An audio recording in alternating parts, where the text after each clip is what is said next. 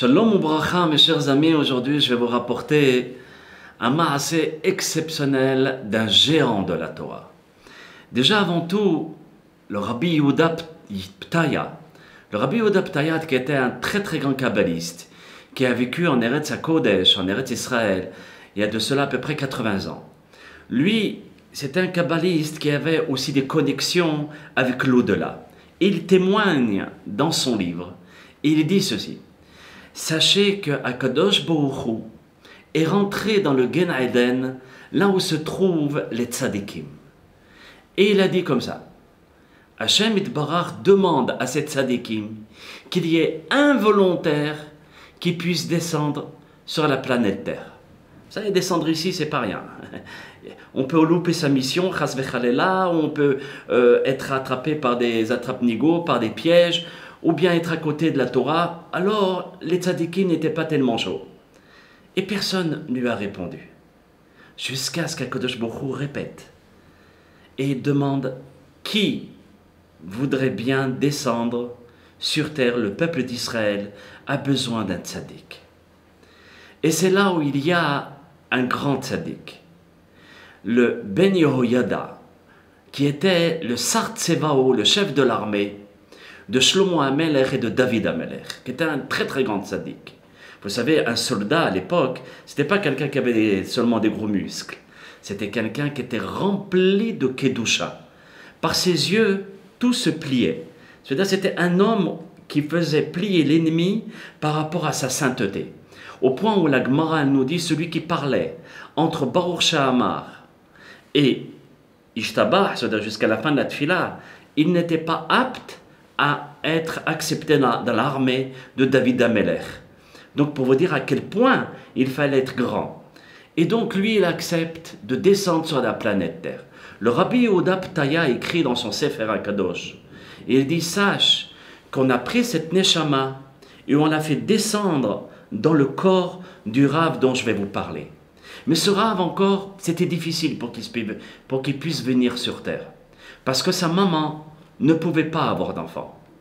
Alors, elle est partie voir un gadol de sa génération, que vous connaissez tous, qui s'appelait Rabbi Yaakov Abuchatzera, Zechao Tzadik Kadosh Lebracha, chez Zchuto Tagen Baradenu.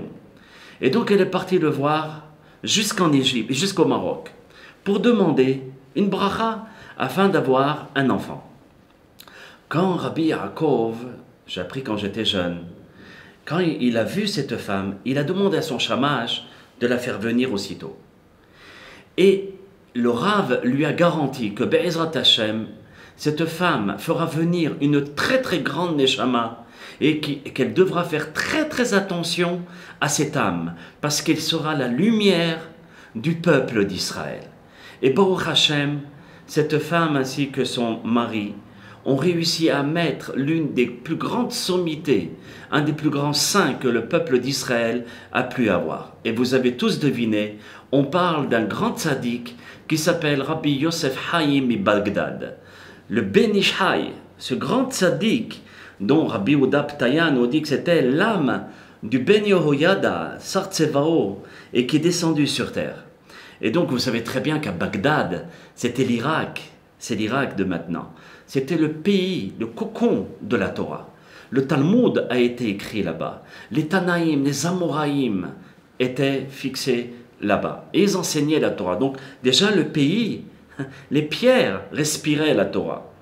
Il suffit que les tzadikim partent d'un pays, ils prennent avec eux la Kedusha, ils prennent avec eux toute la bracha. Et ça, les nations sont très très bien rendues compte du système. Et donc Rabbi Yosef Haïm de Bagdad est né le 13 Elul 5669, qui correspond au 1er septembre 1834. Ce grand Rav avait 4 frères, Rabbi Moshe, Rabbi Nissim, Rabbi Yehizkiel, Rabbi Sasson. Et donc, le Ben Ish Hai, Rabbi Yosef Haïm, c'était son prénom. Le Ben Ish Hai, on va s'en rendre compte que c'est plutôt son livre. Et donc, il était le Bechor, il était l'aîné de la famille. Cet homme-là était issu déjà d'une famille très pieuse. Tous des tzadikim et tous des rabbanim. son grand-père, qui était le Gaon Rabbi Moshe, qui était le grand rave de Bagdad. Le Ben Ish Chai l'a connu à l'âge de 3 ans. Et ensuite, après Rabbi Moshe, Ilyas, le père du Ben Ish Chai, Rabbi Eliyahu, qui était une sommité, qui était le grand rabbin de Bagdad de l'époque. Et donc, il a même écrit un très grand sefer, le Midrash Eliyahu, qui est rempli de Kabbalah, de Pshat, de Remez, de Sod à l'intérieur.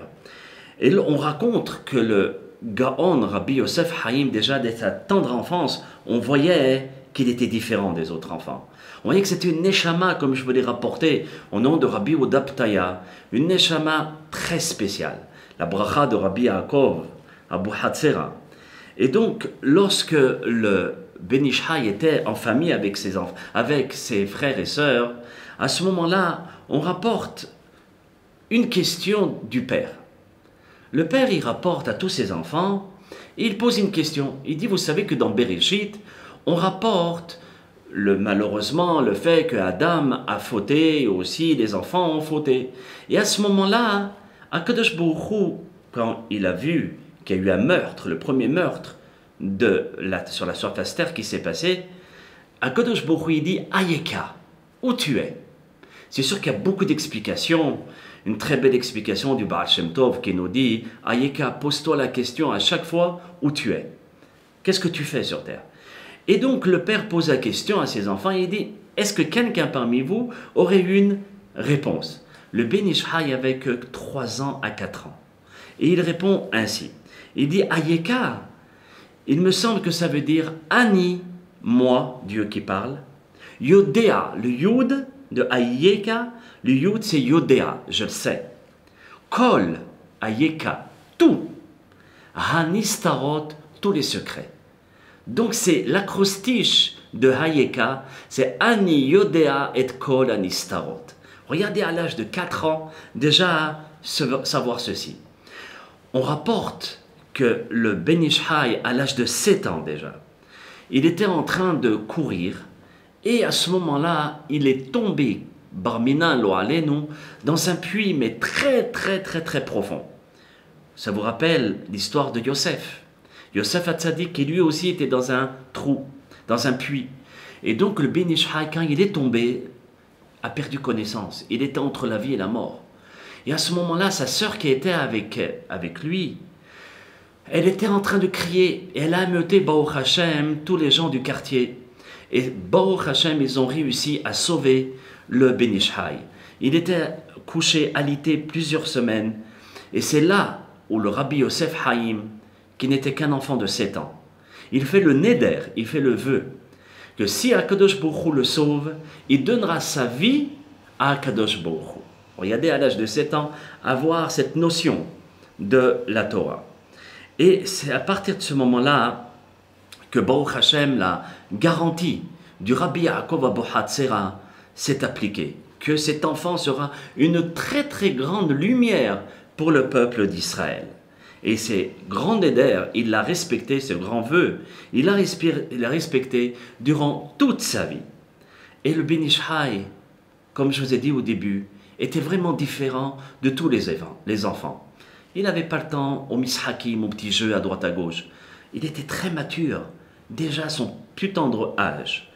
Et on rapporte une fois qu'il était avec sa petite sœur, parce qu'il était l'aîné. Il voulait absolument tenir la bougie de la Havdalah. La Havdalah, c'est la prière que l'on fait lorsque le samedi soir finit, afin d'accompagner le Shabbat avec la lumière. Et donc, le Ben Ish Chai, le Rabbi Yosef Haïm, voulait tenir la flamme, la bougie. Mais la sœur, elle dit non, c'est moi qui vais la tenir. Alors Rabbi Eliyahu, qui était le père, il dit bon, alors maintenant comment faire? Regarde Rabbi Yosef, toi tu es le grand, laisse la place à la petite. C'est ta petite sœur, laisse-lui. Alors Rabbi Yosef, il dit, regarde papa, pose-moi une question sur la Havdalah, et si je peux répondre, à ce moment-là, c'est moi qui tiens le nerf. Rabbi Eliyahu s'est dit, bon, on va lui poser une question. Est-ce que tu peux me dire pourquoi la Havdalah, on récite la bénédiction à Mavdil ben Kodesh Lehol seulement à la fin? Et au départ, on fait la bracha sur le nerf, sur les bessamim, sur les encens, sur le vin, etc. Pourquoi, dès qu'on doit dire Boré Perea Geffen, On doit pas, on doit boire. Pourquoi on laisse tout et ensuite on boit à la fin? Alors le Ben Ish Hai réfléchit, il dit parce qu'il y a beaucoup de sodotes qui sont à l'intérieur de cette réponse. Il dit oui, d'accord, mais ça suffit pas mon fils. Dis-moi exactement la réponse. Alors c'est là où le Rabbi Yosef Haïm me dit, il me semble papa que tu m'as enseigné la réponse. L'Havdalah est un enseignement extraordinaire parce qu'il vient nous donner la façon dont un juif doit se comporter. Il doit toujours essayer de grandir et monter, doucement, doucement, du bas vers le haut. Au départ, on dit Baruch Ata Hashem Elokeinu melech haolam, Boré Pera Gefen sur le vin. Donc c'est la bouche. Ensuite, on prend les encens.